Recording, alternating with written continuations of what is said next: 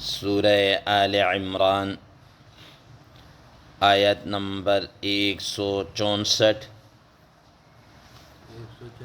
آپ حضرات کے پاس پیج نمبر ہے 140، بالکل آخری لائن ہے۔ اعوذ باللہ من الشیطان الرجیم، بسم اللہ الرحمن الرحیم۔ لقد من الله على المؤمنين إذ بعث فيهم رسولا من أنفسهم يتلو عليهم آياته ويزكيهم ويعلمهم الكتاب والحكمة وَإِن كَانُوا مِن قَبْلُ لَفِي ضَلَالٍ مُبِينٍ۔ صدق اللہ العظیم۔ اللہم صل علی محمد النبی الأمی وعلی آلہ وسلم تسلیما کثیرا کثیرا۔ محترم سامعین کرام، اس آیت مبارکہ کا ترجمہ اللہ تبارک و تعالی ارشاد فرماتے ہیں، لقد من اللہ علی المؤمنین، اور البتہ تحقیق اللہ تبارک و تعالی نے اہل ایمان کے اوپر احسان کیا ہے، اذ بعث فیہم رسولا من انفسہم، جبکہ انہی میں سے ایک پیغمبر مبعوث کیا، بھیجا، یتلو علیہم آیاتہ، وہ ان پر اللہ تعالیٰ کی آیاتیں تلاوت کرتا ہے، وَيُزَكِّيهِمْ، اور ان لوگوں کا تزکیہ کرتا ہے، وَيُعَلِّمُهُمُ الْكِتَابَ وَالْحِكْمَةَ، اور ان لوگوں کو کتاب اور حکمت کی باتیں سکھاتا ہے، وَإِن كَانُوا مِن قَبْلُ لَفِي ضَلَالٍ مُبِينٍ، اور اگرچہ اس سے پہلے یہ لوگ البتہ بڑی کھلی گمراہی کے اندر تھے۔ محترم سامعین کرام، ما قبل کی آیات کے اندر اللہ تبارک و تعالی نے نبی کریم صلی اللہ تعالی علیہ وسلم کی کچھ صفات کو بیان کیا، اور اس کے ساتھ کل کے درس میں، کل کی جو آیت مبارکہ گزری ہے، اس سے پہلی آیت کے اندر اللہ تبارک و تعالی نے نبی صلی اللہ علیہ وسلم کے متعلق جو ان لوگوں کا ایک خیال تھا کہ یہ نبی صلی اللہ علیہ وسلم نے خیانت کی ہے یا کچھ چیز لی ہے، اس خیانت کی تردید کی، اور کہا کہ رسول اللہ صلی اللہ علیہ وسلم کو تو اللہ تبارک و تعالی کی طرف سے اس بات کی اجازت ہے کہ وہ مال غنیمت میں سے کوئی سی بھی چیز جو ان کو پسند ہو وہ سر عام لے لیں، ان کے لیے کوئی وہ نہیں ہے۔ جب ان کو اس بات کی اجازت ہے کہ وہ سر عام کچھ چیز لے سکتے ہیں، تو پھر ان کو اس مال کے اندر خیانت کرنے کی اور چوری چھپے لینے کی کیا ضرورت ہے؟ اس بات کی تردید اور اس بات کو بیان کیا۔ اب اللہ تبارک و تعالیٰ اس کے ساتھ فرما رہے ہیں کہ بلکہ نبی کریم صلی اللہ تعالیٰ علیہ وسلم کی ذات اقدس جو ہے، یہ تو اہل ایمان کے اوپر کیا ہے، ان کا عمومی طور پر بلکہ خصوصی طور پر احسان ہے، عام انسانیت کے اوپر عمومی طور پر، اور اہل ایمان کے اوپر خصوصیت کے ساتھ رسول اللہ صلی اللہ علیہ وسلم کیا ہے، یہ احسان ہے، محسن ہے۔ تو گویا اللہ تبارک و تعالیٰ نے رسول اللہ صلی اللہ تعالیٰ علیہ وسلم کو مبعوث فرما کر اس انسانیت کے اوپر احسان جتلایا ہے۔ محترم سامعین کرام، سب سے پہلی بات تو یہ سمجھیں کہ من کسے کہتے ہیں۔ فرمایا لقد من اللہ، من کسے کہتے ہیں؟ ہم مننا کا ترجمہ یا من کا ترجمہ عمومی طور پر احسان کے کرتے ہیں۔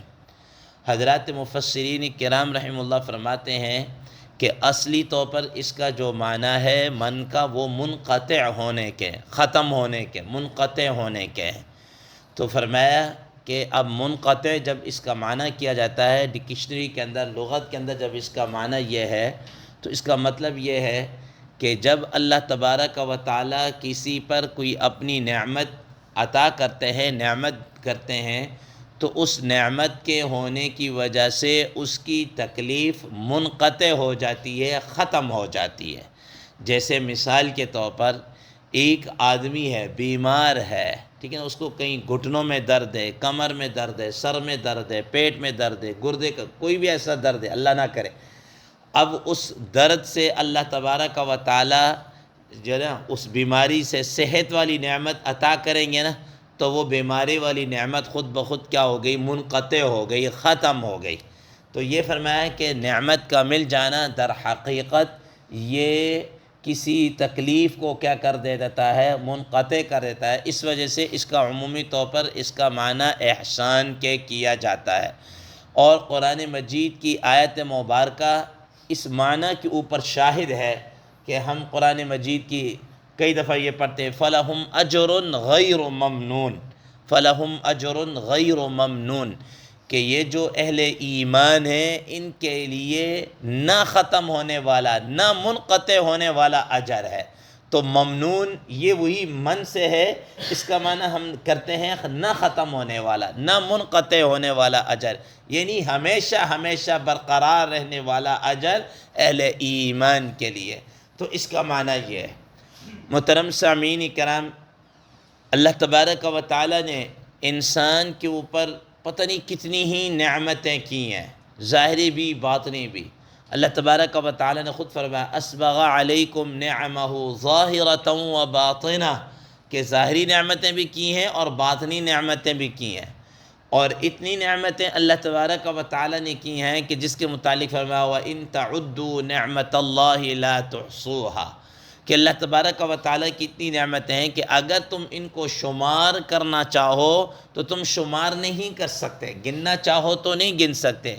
اب انسان کے اوپر ظاہری طور پر کتنی نعمتیں ہیں کہ انسان کا انسان ہونا یہ الگ سے نعمت، پھر انسان ہونے کے بعد صحیح اور تندرست ہونا یہ الگ سے نعمت، پھر صحیح اور تندرست ہونے کے بعد ہدایت پر ہونا یہ الگ سے نعمت، ٹھیک ہے نا۔ یہ ساری چیزیں اگر دیکھتے چلے جائیں نا، انسان کے ہاتھ، کان، آنکھیں، زبان، اور یہ اتنی نعمتیں ہیں کہ انسان ان کا تصور بھی نہیں کر سکتا، ٹھیک ہے نا۔